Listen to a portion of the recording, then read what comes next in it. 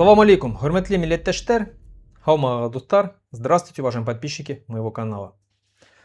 Прошла неделя с момента убийства известного художника-карикатуриста Семена Скрипецкого. Я бы хотел сказать свое послесловие к его трагической гибели.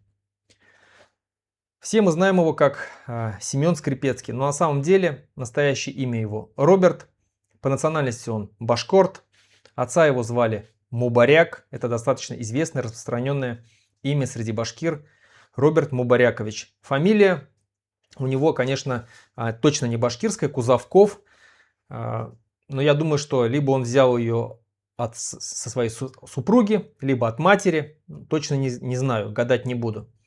Но в любом случае он был башкортом и ощущал себя башкортом. Он об этом неоднократно говорил. Мы с ним общались, я его знал, мы с ним переписывались очень часто. Он в начале войны очень сильно поддержал башкирское национальное движение. Потом в свое время как-то разочаровался, только из-за того, что очень много башкир подписывало контракты и шло на войну воевать против Украины.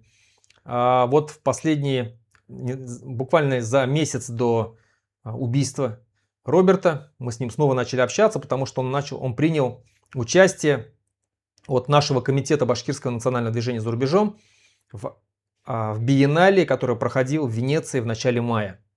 Я напомню, что в Венеции в биеннале был отдельный павильон, где художники из коренных народов представляли свои картины. Организатором этого павильона была известная художница Екатерина Марголис, она проживает в самой Венеции. Также итальянский мемориал и Лига свободных наций, куда входит комитет нашего башкирского национального движения за рубежом. И вот именно от комитета Роберт возил картины свои и там выставлял. Что хочется сказать по нему? Он родился в 1981 году в городе Белорецк, тогда еще Башкирская ССР. Уехали они потом с семьей в Алтайский край, где он, в принципе, и прожил всю свою жизнь в России. И с началом войны он уехал из России и запросил политическое убежище в Польше. В маленьком городке Бяла-Подляске, на границе с Белоруссией находится. И когда я узнал, что его убили, конечно, для меня это был шок. Хотя я понимал, что вот его картины, они, конечно же, вызывают раздражение у многих людей.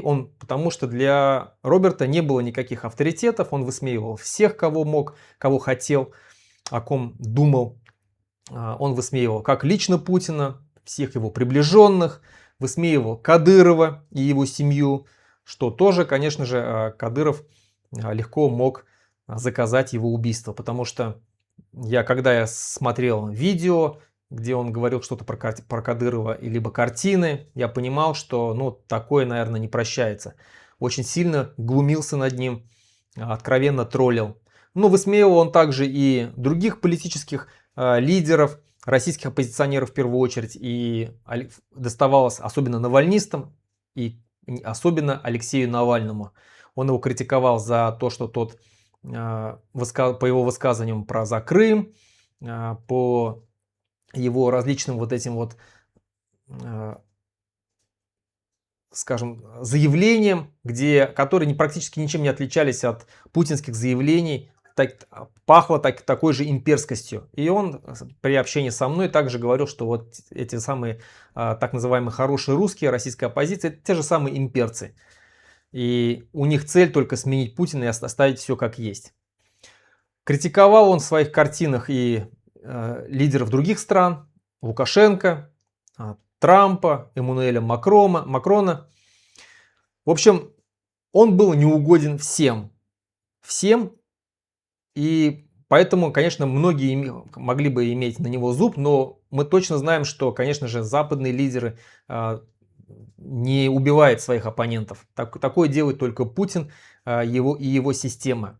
Поэтому сейчас уже непосредственно человек, которого подозревают в убийстве, пойман. До этого задержали двух граждан Беларуси, но их потом отпустили. Выяснилось, что они не виноваты. Сейчас, вот буквально на днях был задержан мужчина 36 лет, Звали его Эльнур. При нем был паспорт, фальшивый паспорт Грузии. Конечно, он вину свою не признал, но я думаю, что польская полиция разберется. Почему был опасен Семен Скрипецкий, за что его убили? Я вот понимаю, когда была попытка покушения на меня. Все-таки я политический деятель, у меня есть свой проект, у меня есть цель, которую я публично озвучиваю, у меня есть сторонники. Мы хотим, чтобы наш Башкортостан стал независимым государством. И по возможности, чтобы вся эта российское государство, Российская империя кровавая рухнула и рассыпалась на десятки независимых государств. Это наша цель, мы над ней работаем. Мы опубликовываем проекты будущего независимого Башкортостана. И понятно, что такие люди, как я, а таких людей, как я, много. У каждого национального движения есть свои представители. Мы представляем непосредственно угрозу. Угрозу для путинской системы, для всей этой России путинской, непосредственно самому Путину. Какую угрозу несет в себе Роберт? Ну, на самом деле, конечно же, есть угроза. Дело в том, что такие люди, как Роберт, своими карикатурами высмеивают власть. Власть, которую принято считать, вот, что она такая сакральная, что Путин это такой вождь, который лидер нации. И, к сожалению, действительно, очень многие россияне воспринимают его как какого-то своего вождя, своего лидера. И когда находится человек, который начинает высмеивать, то отношение к власти меняется, что оказывается никакой он не вождь, никакой он не лидер. Особенно в таких позах, в таких картинах, которые были у Семена Скрипецкого. Взрослые люди, кто уже за 50 лет, знают и помнят, что в последние десятилетия советской системы народ просто уже начинал откровенно высмеивать всю эту советскую власть, всех ее лидеров. Там и анекдоты про Брежнева были, частушки различные, там про Андропова, про Горбачева. И уже все тогда люди, все граждане Советского Союза были разочарованы вот в этой коммунистической идее. И все это привело к тому, что СССР рухнул. Сейчас происходит то же самое, когда находятся люди, которые высмеивают эту власть, они ее приближают ее гибель всей этой системы. И, конечно же, Роберт был одним из таких. Из-за этого его убили. Убили за то, что он высмеивал, откровенно глумился над Путиным и его всей системой кровавой. Что я хотел бы сказать еще, то, что убивал его явно профессионал, потому что человек полностью проследил, как живет Семен Скрипецкий, его семья, каким маршрутом передвигается, во сколько встает, где находится его машина, где парковка у этой машины. И мы знаем, что по новостным публикациям его убили по дороге к парковке, либо на самой парковке, точно неизвестно, но убили его рано утром, где-то около 9 часов утра, 2 выстрелами в грудь, и потом добили на земле еще 3 выстрела. О чем это говорит? Вот когда было покушение на меня в прошлом году, в 2025 году, в марте месяце, к счастью, я очень рано обнаружил в своей машине датчик слежения. Когда мы с супругой поехали на автомойку, мы открыли капот, там обнаружил я вот такой датчик слежения, AirTag. Я его отнес в полицию, было заведено уголовное дело. В Литве нельзя следить за людьми.